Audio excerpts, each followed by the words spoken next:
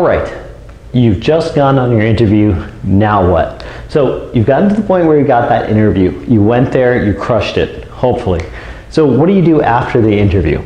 Well, there's a few steps that every student should take, and then there's a few things that the school will do after the interview that we want to go over today.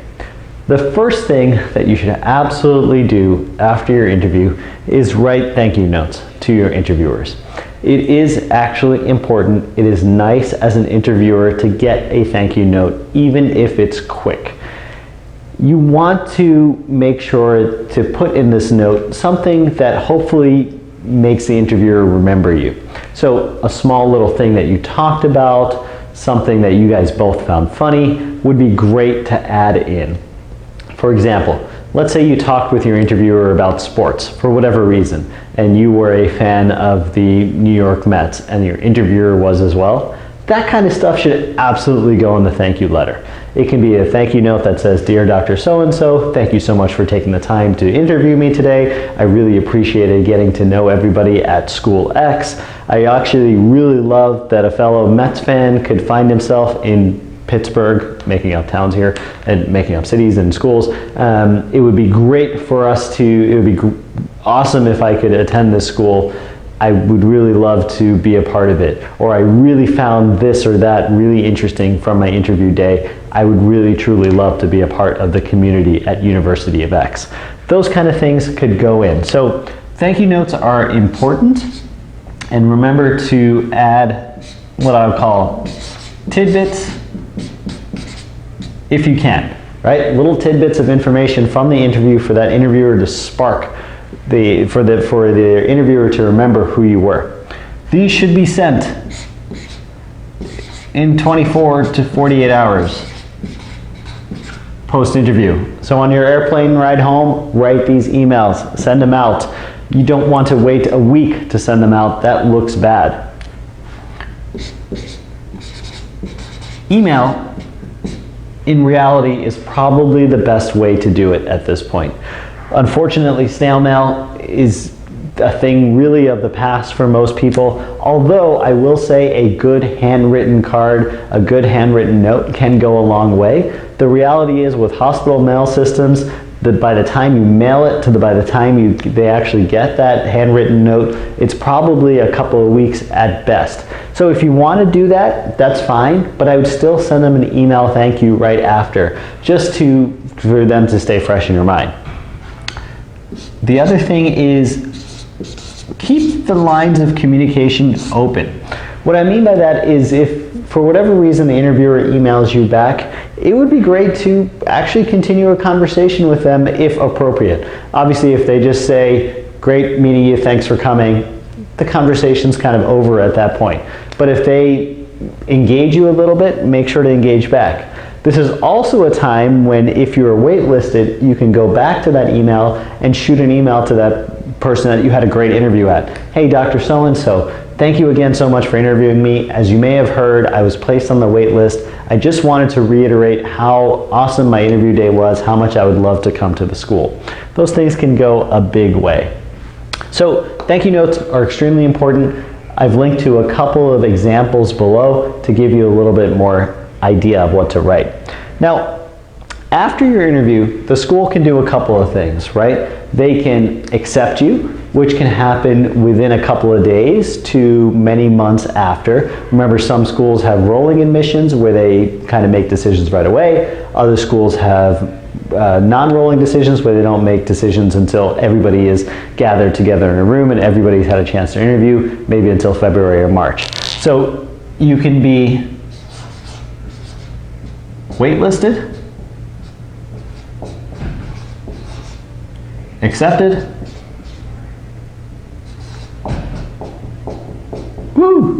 or rejected. So if you are accepted,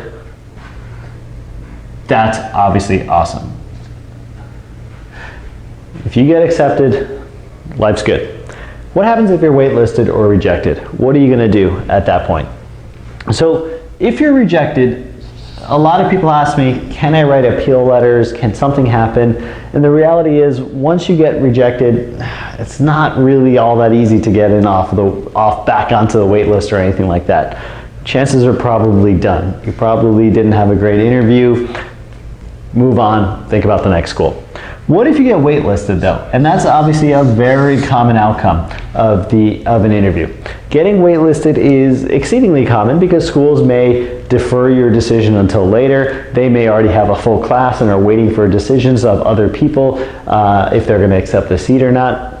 And that's where a couple of these other letter types come into play, or potentially come into play.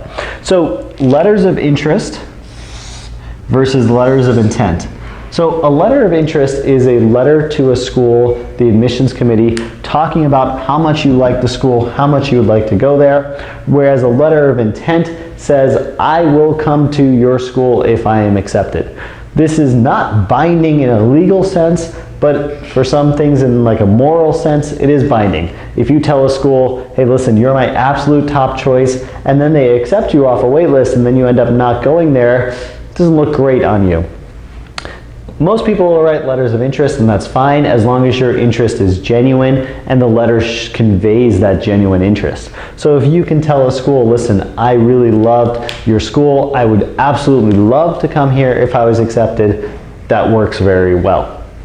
Now, you can write these letters even before the decision is made if you're really intent on a particular school. In fact, you can write the letter of intent if you're really intent on a particular school. So let's say you have decided that UMass is your #1 choice no matter what because you're a Massachusetts resident, you really want to go there. Absolutely, write the admissions committee a letter of intent.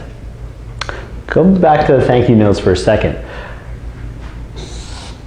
How do you write thank you notes for MMI interviews? Well, the reality is that you might have had 6 or 7 interviewers on the day. You're not going to have all their contact info. You could write a generic thank you note combined with a letter of interest, essentially, to the admissions committee. Thank you so much for everybody for taking the time to interview me. I really love the school. Here are the reasons why I would love to come here. Right? So you could be creative. Don't have to pin yourself in any one of these different categories. Another question I get often is, okay, should my email include it as a PDF, a Word doc? Should it just be in the email? Which of these is best? My usual statement is just write it in the email. You don't have to attach a PDF, you don't have to, attach a Word doc. Just writing it in the email is typically enough. Now, when you write a letter of intent, remember, it's not binding to a particular school. You don't absolutely have to go there if they accept you, but it's good practice too. Because let's say you end up applying to their residency program later on and they remember, or they put a note that, hey, listen, this person ended up not coming here. Is it always going to hurt you? No, most of those things won't even make it to a residency admissions committee.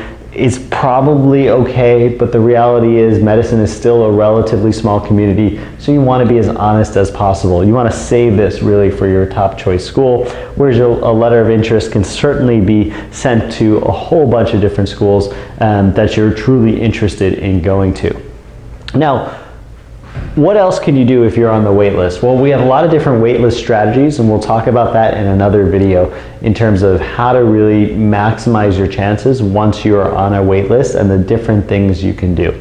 But here, again, are a couple of ideas for post-interview communications, the kinds of things that you want to be sending schools once you're done with that interview, so that they remember who you are, so that they can hopefully, the interviewer can put in a really good word when they sit in the admissions committee office and say, listen, so-and-so was an awesome interviewer, he wrote me a great thank you letter, he was clearly really interested in the school. A lot of this is also subconscious. While they may not bring up your thank you letter, or it may not be placed in the file, which, just as an aside, a lot of places do place thank you letters directly in your admissions file.